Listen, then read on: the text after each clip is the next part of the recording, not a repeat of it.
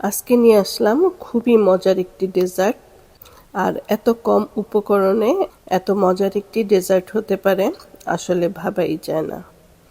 এই ডেজার্টটি বিকেলের নাস্তায় খেতে পারেন, অতিথি আপ্যায়নে দিতে পারেন এবং রোজার সময় ঠান্ডা ঠান্ডা ইফতারির টেবিলে এটা পরিবেশন করতে পারেন।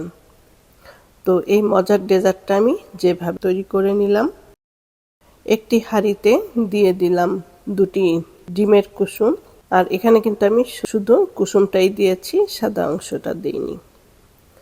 এরপরে দিয়ে দিলাম 2 কাপ দুধ আর দিয়ে দিচ্ছি আধা কাপ চিনি। তো চিনিটা যার যার স্বাদ অনুযায়ী দিয়ে দিবেন, কম বেশি করে।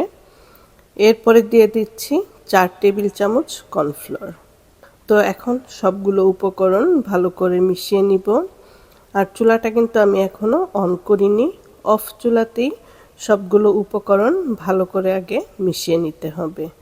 আর ডিমটাও ভালো করে মিক্সড করে নিতে হবে।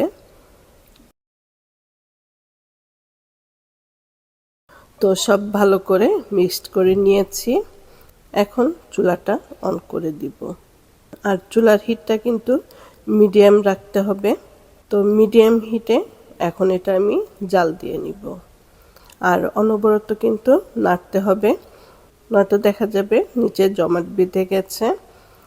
আর এই ডেজার্টটা বানাতে এখানে কিন্তু আমি কোনো আগার আগার বা জিলেটিন দিচ্ছি না, শুধু কর্নফ্লাওয়ার দিয়েই এই ডেজার্টটি জমিয়ে নিব। তো নেড়ে চেড়ে ঘন করে নিলাম। আর দেখতে পাচ্ছেন এটা কতটা ঘন হয়ে গেছে আর সুন্দর একটি কালার চলে এসেছে।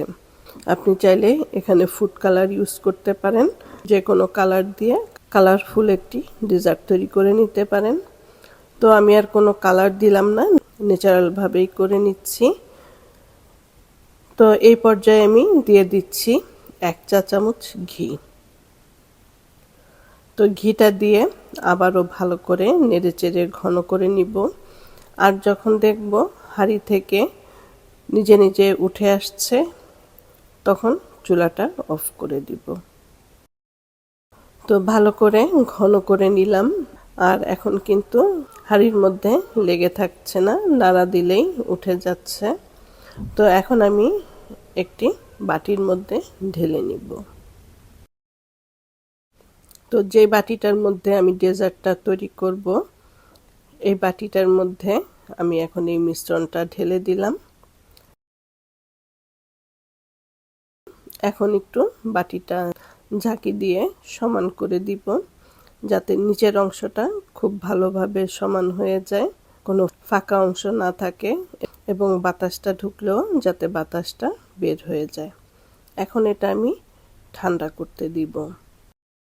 তো ঠান্ডা হওয়ার পরে দেখতে পাচ্ছেন এটা কত সুন্দরভাবে জমে গেছে। আর এটা কিন্তু আমি ফ্রিজে রাখিনি, বাইরের নর্মাল রুম টেম্পারেচারেই এটা আমি ঠান্ডা করে নিয়েছি।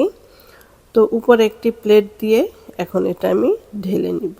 আর যেহেতু ঘি দিয়েছিলাম, তো এজন্য এটা কোনো চাপাচাপি করতে হবে না, বাটিটা উল্টে দিলেই নিজে নিজেই চলে আসবে। তো এখন উল্টে দিলাম, আর দেখতে পাচ্ছেন নিজে নিজেই কত সুন্দরভাবে এটা চলে এসেছে আর কতটা মসৃণ হয়েছে। তো এবার আমি ছুরি দিয়ে 4 ভাগ করে নিলাম। আপনি আপনার পছন্দ অনুযায়ী এটা কেটে নিতে পারেন। আর উপরে দিয়ে দিলাম নারকেলের গুঁড়ো। এতে দেখতেও সুন্দর লাগবে এবং খেতেও বেশ মজা লাগবে। তো এটা আপনাদের পছন্দ অনুযায়ী দিয়ে দিতে পারেন নারকেলের গুঁড়ো, অথবা নারকেলের গুঁড়ো না দিয়ে এমনিও এটা পরিবেশন করতে পারেন। তো এ তো খুবই কম উপকরণে এবং খুব কম সময়ে মজার একটি ডেজার্ট তৈরি করে নিলাম। তো আশা করছি এই ডেজার্টটা আপনাদের ভালো লাগবে। আর ভালো লাগলে অবশ্যই স্বপ্নকথা প্যারিস চ্যানেলের সাথে থাকবেন। ভালো থাকবেন সবাই।